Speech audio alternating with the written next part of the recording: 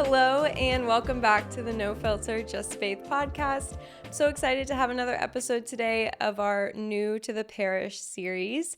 We're going to be talking to our Director of Liturgy and Music, Jeremy Kilbasa. Thank you for being here. Thanks for having me, Elise. Oh my gosh, of course. Before we dive in, I would love to hear more about your background and your role of what being the Director of Liturgy and Music means and how you have gotten here in your career.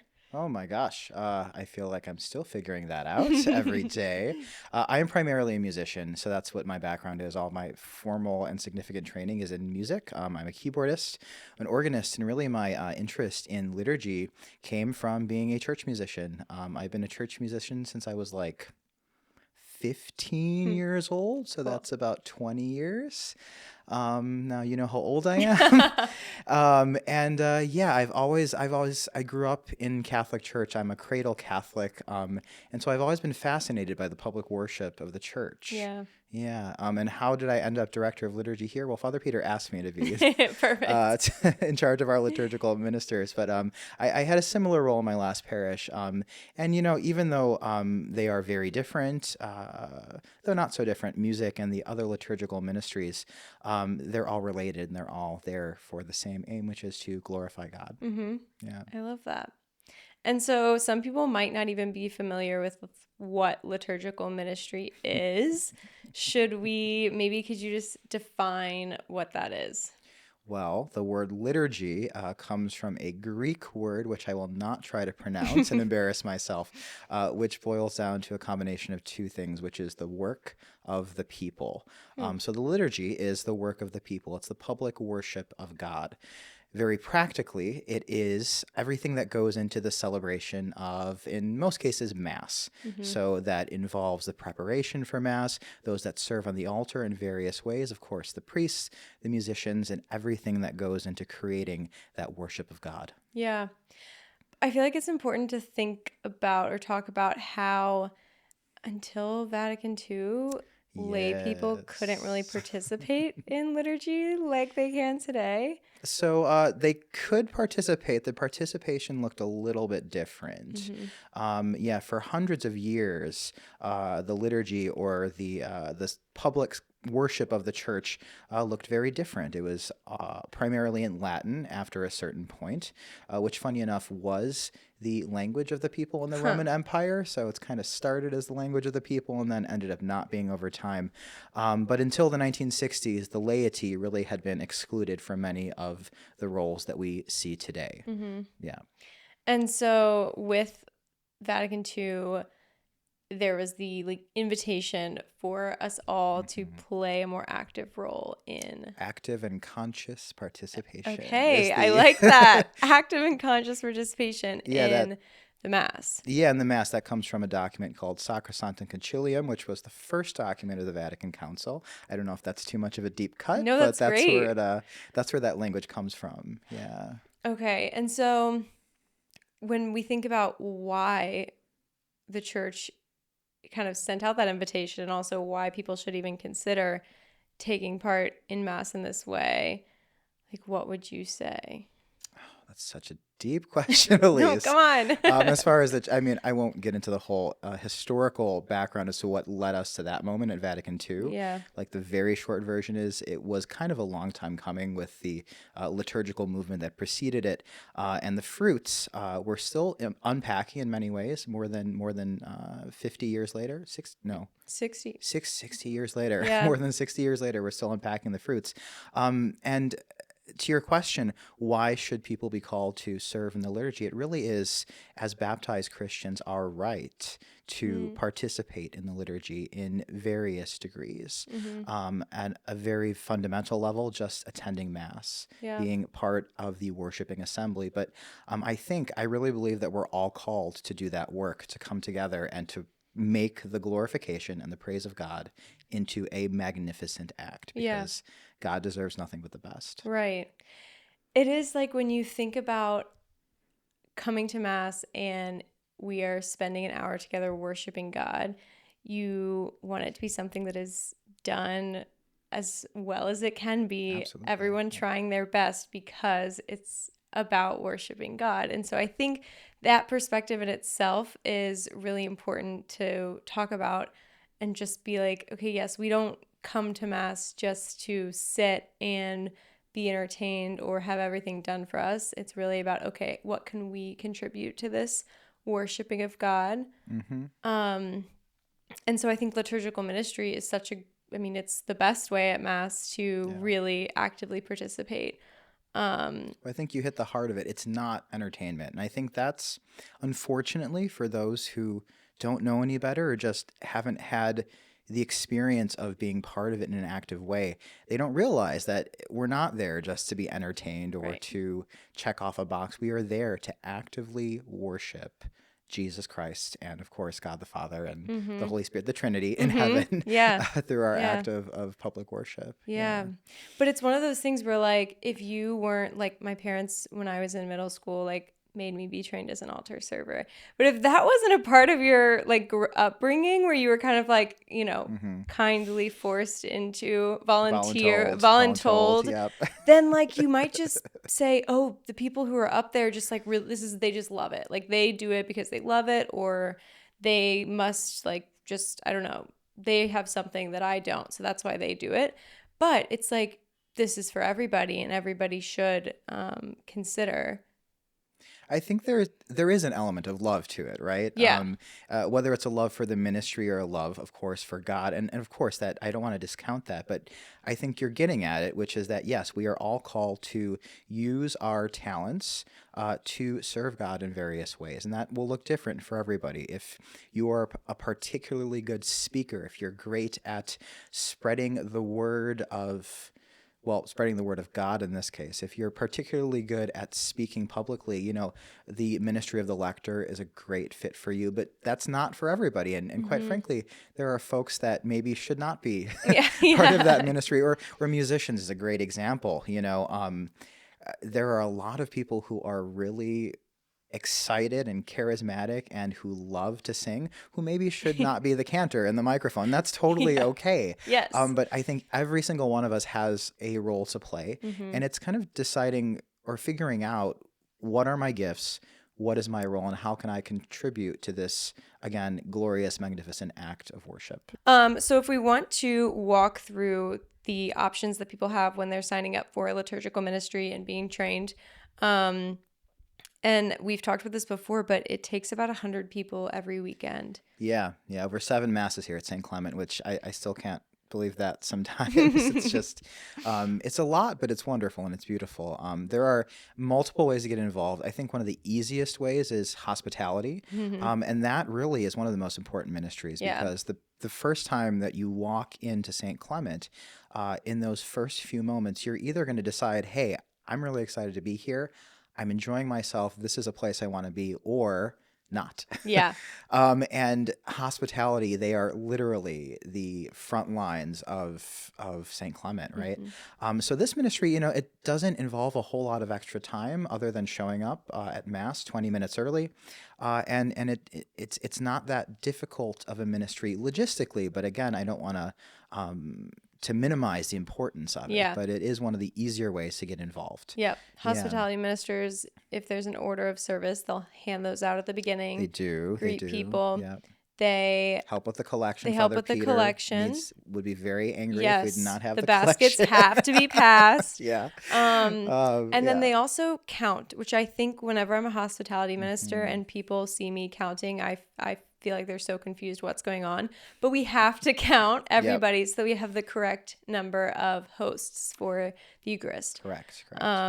So those are like the 3 main roles of hospitality ministers. I think anyone can do it. Would definitely recommend that as a good starting point if you're like, oh, I don't know where I would fit. Yeah. And what's nice about hospitality too, you don't need to be confirmed. You don't even need to be Catholic in order to be a hospitality minister at St. Clement. It's a really easy entry point if you're totally brand new and you don't know where to start. Yeah. And so what about being a lector? So lectors, it's a little bit more involved in hospitality, but very much a necessary ministry.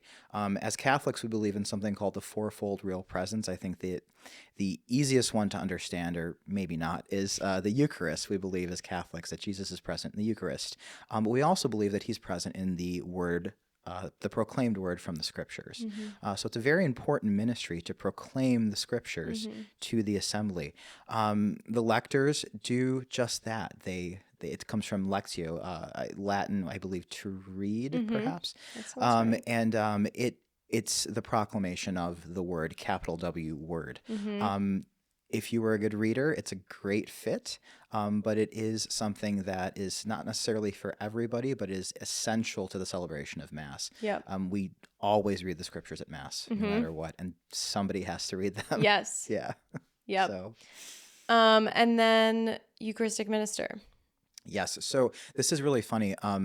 You hear that term a lot, Eucharistic minister. It's a short version of what the actual title is. What is it? You mentioned Vatican II earlier. The actual title of this ministry is Extraordinary Ministers of Holy Communion. Ooh, I like that. It sounds very special because Extraordinary. it is. I really love that. It's extraordinary because, as you had mentioned earlier, during Vatican II, the laity, those of us who have not been ordained, are able to take on more active roles in the liturgy. The ordinary minister would be an ordained priest, right? Or a deacon, or an instituted acolyte. And most of us are none of those. Yeah. So those are the ordinary ministers of Holy Communion, whereas the extraordinary minister would be the laity, you and I, those who are, I guess, deputized to assist the ordinary ministers in the distribution of the body and blood of Christ. Yeah. And I mean, when you think about it, that's really such a big deal that change was made. And I don't know the specifics on this, but I know that people used to not even be able to receive the Eucharist as often as we are able to now. Yeah, that was, oh gosh. Correct. So there was the faithful receiving the Eucharist was not necessarily as regular as it was really in, I want to say, the 20th century is when that became more and more common. And again, there were undercurrents of a liturgical movement that preceded Vatican II that sort of pushed us in that direction. Right. But yeah, so the ability of the laity to receive the Eucharist regularly was actually relatively recent. Yeah. And then, like, I just think it's so interesting because I was talking about it once with Father Brett, and he was saying that, like, some churches ring the bells during the consecration. And so people would be in the church not because they would receive communion, because you could only do that like once a year. They just needed to be in the same room to hear the bells, know that the consecration took place. And like that was enough for them, that in itself was such a holy and just wonderful experience, that's what they would go for. And so now to think that we can receive communion, I think twice a day is under both species too, like and the institution of the cup for the people was also a relatively recent restitution. Yeah, I mean in the early church, people would be receiving the Eucharist regularly. That's how it started. The agape, the earliest accounts that we have of the earliest liturgies and ceremonies were that they were based on community meals, which of course have roots in the Jewish tradition and the Roman culture at the time, and that was lost over centuries of stylization and ceremony, and it really was restored with the Second Vatican Council. Yeah. So I just think that in itself is so cool that we are able to receive the Eucharist so frequently and regularly, and that's something that, previous generations and Catholics long ago weren't able to do. And so I think, taking advantage of that is something that we all need to be considerate of, but then also being able to actively participate as Eucharistic minister, like, wow, that's just so cool. Yeah, yeah, it is. It's a privilege, is what it Yeah. is. It really is.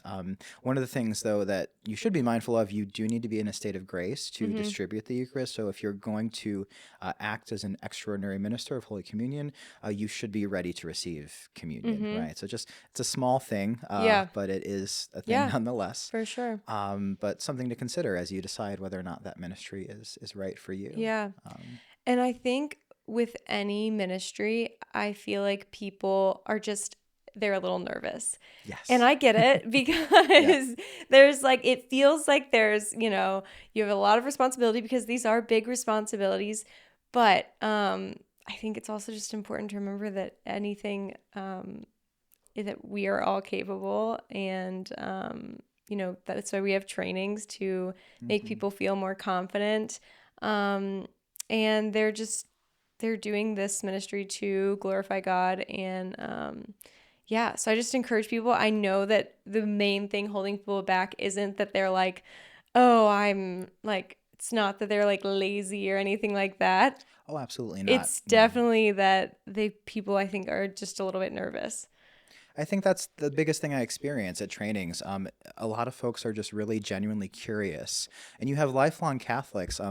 My Catholic education, my catechesis, ended really with 8th grade. I went to a public high school, very good public high school, but a public high school nonetheless. And a lot of the things that I've learned about my faith came to me in adulthood. And I think that experience is fairly common. And I get a lot of really interesting questions at the training about the real presence, about just basic things like whether or not we're able to take a host home to have somebody who's sick, and just little things like that. So I think that there oftentimes can be some hesitation. Like, a lot of folks are kind of like, well, I want to do it, but I don't know if I should. And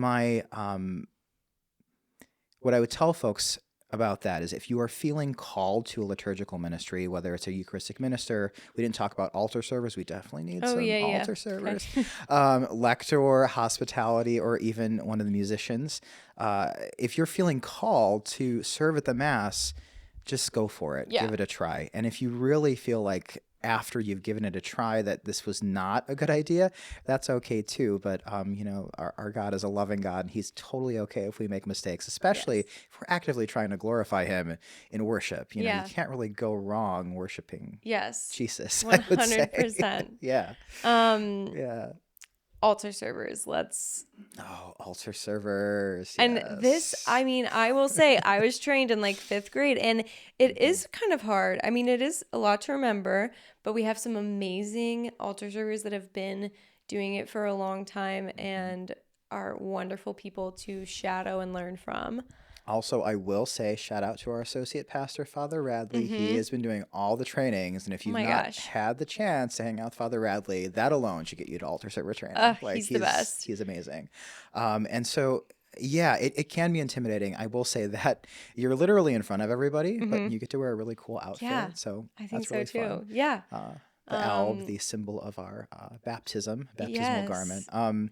So yeah, I mean, altar serving, it's a really necessary ministry, and I will say that's one of the areas in which we really could use some additional help, especially for those that are feeling like called to serve in a really deep way, because that is just a really, really